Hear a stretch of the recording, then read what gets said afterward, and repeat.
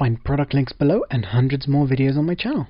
Hey guys, welcome back. So budget tools can be really important because a lot of the time the brand name stuff can be way too expensive. So that is important for people working on a DIY, sort of a do-it-yourself budget, but I wanted to give you a few examples. The most important thing in this video is things to avoid like the plague. And then also I figured I'd show you some examples of things that aren't that bad, but the main difference between this is that these are super budget tools and these cost a few pounds more, but still aren't like the big name brand stuff. So basically, the most important thing I wanted to say in this video is that whenever you see a tool made of sheet metal, meaning it was once a flat sheet of metal and then they bent it into shape, then just avoid it. Avoid it completely. It's just not worth it. It's a piece of crap most of the time, and it's just a piece of crap, as you can see from this demonstration. This is a cork gun, not a caulk gun. A caulk gun is something completely different. Cork is like sealant. So basically, budget tools like this, you want to just avoid. Here's another example of a tool that within about a minute I completely destroyed because I pressed it slightly too hard, but you know, it's still, you know, it was supposed to just press. This is a thing that presses these little rivets, these little eyelets into place, which are just these like closing things to hold things together. So another example is this. This one actually was pretty much screwed just as it arrived from the factory, and it didn't take very much effort for me to break it. So there we are. That's now broken completely. So basically a useless piece of crap. And then these ones last a little bit longer, but they're, you know, they are bent out of place there and they weren't that great from the beginning. This one's bent even worse. So just avoid these tools. And most of the time these were about, you know, under £3. Whereas, well, you can actually, on Amazon, you can actually get a good £3 cork gun. I'll put a link to that maybe in the description below.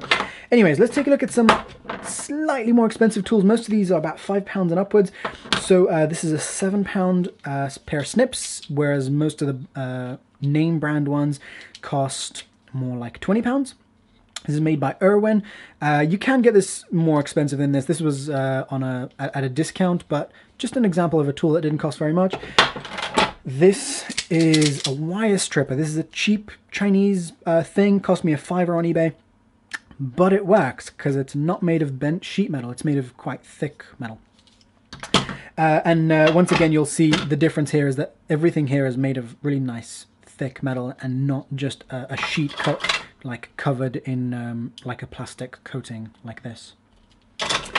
And okay, so a £10 little electric screwdriver. Works fine. This one doesn't even have a brand name, but it's been working for a few years. Not that bad. This Stanley Vice, and now I don't really consider Stanley a name brand, even though it technically is, because a lot of their products are just not that great in my opinion. But this one was a £15 vice instead of most other vices, which started about £30. So a £15 vice was actually great, and actually I like this one a lot more than some of the other ones, even the more expensive ones, because I can basically move the vice head into loads of positions, so I can basically have the thing that I want to hold in whatever position I want it to be in. So really quite awesome for the price. What else? Well, an example of a budget knife. This is actually surprisingly high quality for the price. This was £15, so this is more expensive than a lot of these little things. But this is called the Weld Legal by Lansky, and this is a knife that's kind of scary looking. I wouldn't ever carry this just randomly in my pocket, even though in theory it's sort of slightly more legal than most other knives, like a locking knife. But basically a good quality, fairly low budget knife, because a lot of the time a name brand knife will cost you easily £40. Caliper, this was £6 on eBay. It's basically a measuring tool. Not that bad for the price, but you definitely don't want to get a Poundland one, because those are just not nearly as good as something like this, and they are basically just like a couple of pieces of plastic. Now, I won't go into the multi-tools. If you want to learn about those, you can visit my blog or my YouTube channel. Here's another example where you want to spend a little more. Power tools. And the most important thing is to have a look at the obviously the different things are available in your area, but have a look at reviews on Amazon. And so this one, had good reviews, had really great specs for the price, and this is slightly more expensive. So for example, the super cheap ones were about £30 for a power drill like this, cordless power drill. Whereas this one, I spent about £50 on it. So slightly more, and you get a lot more quality for your money. And here's an example, which is sort of maybe an exception to this rule. This is a brand that doesn't always create high quality tools. This is sort of the Argos own brand stuff. This is, they call it Challenge Extreme.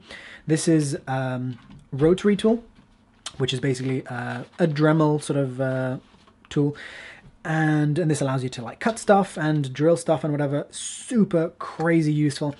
But this was only about £20 compared to about £80 for a Dremel. But the difference was, I read reviews and I went for, I saw that this one seemed pretty okay for the price. That does bring up the point of, when you buy lower budget tools, buy them from somewhere where you can return them, because some places make it difficult to return, or they don't accept returns for whatever reason. So for example, when I buy power tools, I try and buy them locally because it's much easier to return. When I buy smaller tools, I try and buy them on eBay because, once again, it's fairly easy to return, and you have sort of the eBay protection. In most cases, they will they will be able to help you if there's an issue with the seller.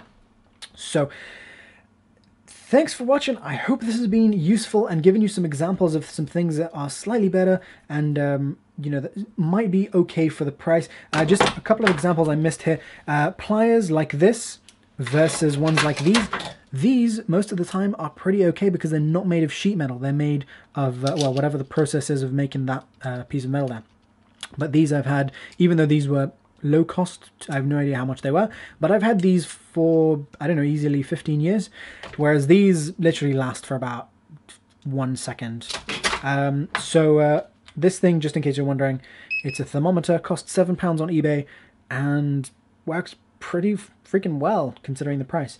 Anyways, thanks for watching, guys. I'll see you soon. I hope you found this video helpful. Let me know in the comments, and feel free to ask me any questions. I'll try and put some links to any relevant stuff that I may have spoken about in this video in the description below. Thanks for watching, guys. I'll see you soon. Bye.